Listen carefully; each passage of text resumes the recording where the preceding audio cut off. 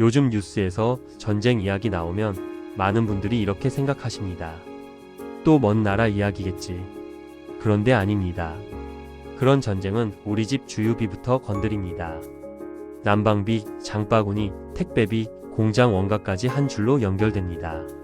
그런데 더 놀라운 건 이런 혼란 속에서도 한국은 원유 확보에 총력전을 벌였다는 점입니다. 정말 한국이 특별 대우를 받은 걸까요? 아니면 우리가 모르던 다른 이유가 있는 걸까요? 오늘은 그 진짜 속사정을 쉽게 풀어드리겠습니다. 요즘 물가 때문에 유난히 답답하셨다면 댓글에 생활비 걱정 한번 남겨주십시오. 전쟁은 멀어도 생활비 폭탄은 바로 옵니다. 많은 분들이 국제 뉴스를 보면 이렇게 느끼십니다. 전쟁이 났다는데 그게 내 삶이랑 무슨 상관이야. 그런데 실제로는 아주 직접적입니다. 기름값이 오르면 차 있는 집만 힘든 게 아닙니다. 택배차가 움직이는 비용이 오르고 농산물이 이동하는 비용이 오르고 공장이 돌 때 들어가는 비용이 오릅니다. 그러면 결국 마트 가격표가 바뀌고 식당 메뉴판이 바뀌고 우리 통장 잔고가 먼저 줄어듭니다. 중장년층은 더 예민하게 느끼실 수밖에 없습니다. 은퇴했거나 고정 수입이 줄었거나 자녀를 아직 도와주고 계신 분들은 1,000원, 2,000원 오르는 게 그냥 숫자가 아니기 때문입니다. 나는 예전보다 덜 써도 되는데 왜 통장은 더 빨리 비지? 딱 이런 느낌이 드는 겁니다. 한국은 에너지를 거의 다 바깥에서 들여와야 하는 구조입니다. 그리고 최근 공개보도 기준으로도 원유 구매의 약 70%가 중동에 몰려 있습니다. 그러니 중동에서 전쟁이 나고 호르무즈 해협이 흔들리면 한국은 남의 일처럼 볼 수가 없는 겁니다. 이 대목에서 시청자분들이 느끼는 불안은 결코 과한 게 아닙니다.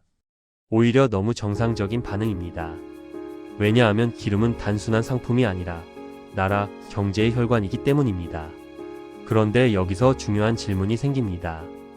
이렇게 취약한 한국이 왜 이번 위기에서 원유 확보에 유독 빠르게 움직였을까요?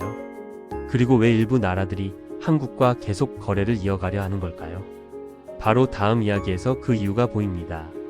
우리가 그동안 버텨온 방식 틀린 건 아니었습니다. 먼저 말씀드리면 많은 분들이 갖고 계신 한국은 자원도 없고 늘 불안하다는 인식 절반은 맞습니다. 맞습니다. 한국은 자원이 적고 원유 수입에 크게 의존합니다. 중동 비중도 높습니다. 실제로 정부는 최근 호르무즈 통과 차질 속에서 한국행 유조선 7척의 안전한 통과를 우선 지원했다고 밝혔습니다. 그 정도로 다급했던 겁니다. 그런데 절반은 틀립니다. 왜냐하면 한국은 손 놓고 기다리는 나라가 아니기 때문입니다.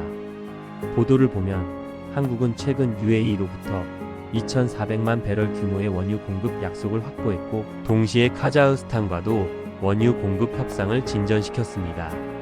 전쟁이 중동에서 벌어지고 있어도 공급선을 넓혀서 충격을 줄이려는 겁니다.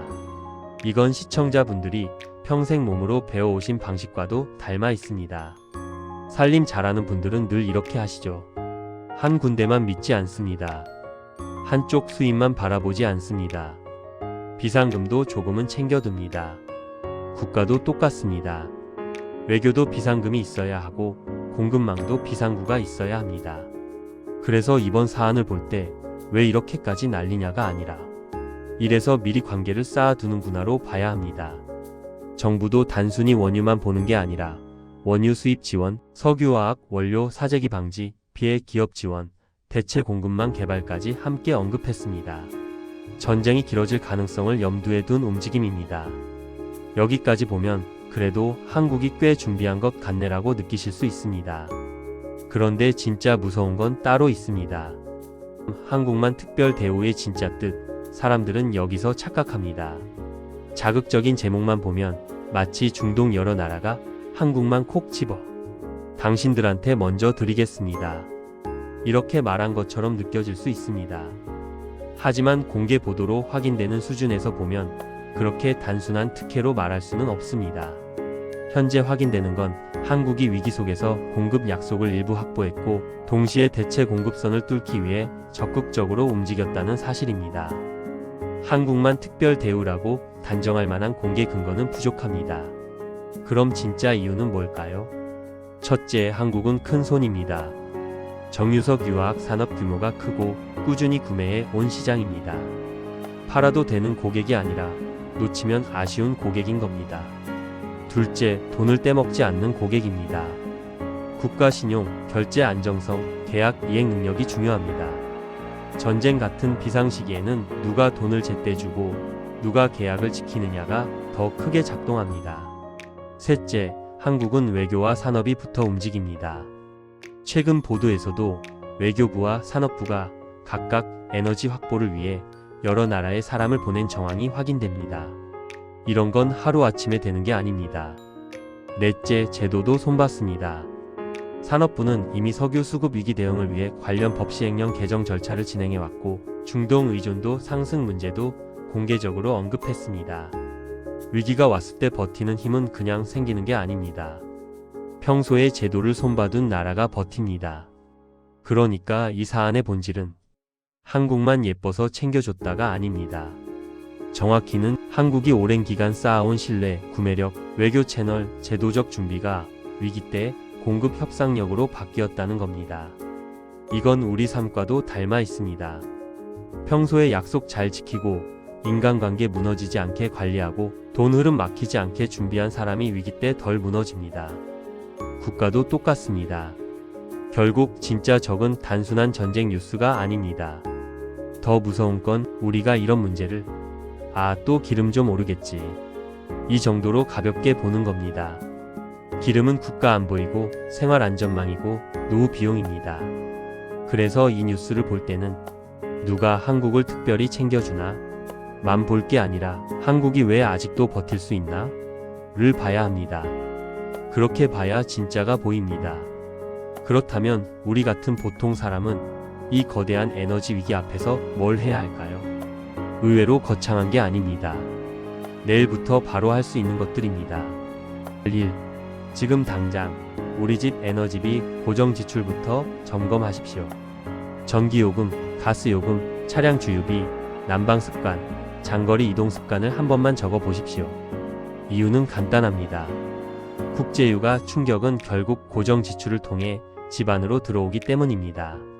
기대 효과는 분명합니다. 막연한 불안이 숫자로 바뀌면 줄일 수 있는 지점이 보입니다. 2. 내일부터 생활 동선을 줄이는 습관을 만드십시오. 차를 꼭 써야 하는 날과 아닌 날을 나누고 장보기 병원은행 약국 같은 일정을 묶어서 움직이십시오. 이건 단순 절약이 아니라 위기 대응입니다.